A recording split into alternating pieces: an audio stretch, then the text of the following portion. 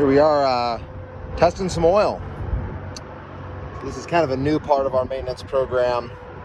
I ordered this kit from our guy, our oil man, last year, and we ran some tests on a few pieces of equipment, did some oil analysis on a few pieces of equipment. We're gonna test the same pieces of equipment this year to see what the variability or what the change is over one season, to see if we can kind of figure out maybe how often we should be changing oil in our equipment. So what we're testing right here is the oil in, actually, well, maybe other than the dryer, this is definitely our largest motor on site. This is our receiving leg for pit 3. We're about 200 feet up right now. So this is also the highest point in the plant. So if you haven't had the opportunity of seeing the inside of a grain leg, here it is. You know, this is where the grain elevator gets its name. So these buckets, they run down, more than 200 feet, because they go 30 feet underground, and they scoop up grain, run there by a conveyor, and then they sling it off down this chute right here.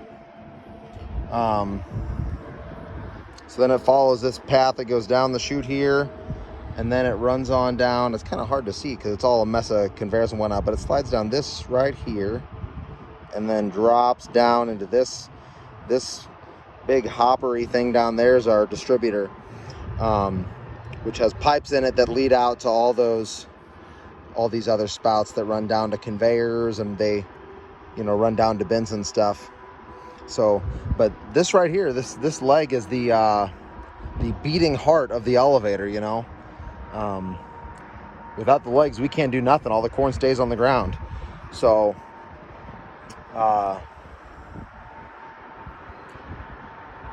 yeah. So I'm taking oil out of the speed reducer here. All of our equipment is run by electric motors, and they all turn at 1800 RPM. Basically, regardless of the size. So this big one turns just as fast as, this is a 200 horse motor, and it'll spin just as fast as a 2 horsepower motor running one of our top fans. And then we have these gear reduction drives that step the speed down to, depending on the piece of equipment, but it's in the neighborhood of dozens of RPMs.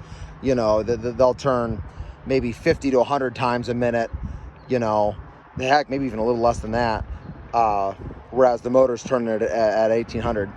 So we try really hard to take care of these, because believe it or not, these are this is where the money's at. I don't know exactly what a new one of these would cost and a new one of these would cost, but this motor here is going to be in the neighborhood of $10,000, and this speed reducer here could be in the neighborhood of 50.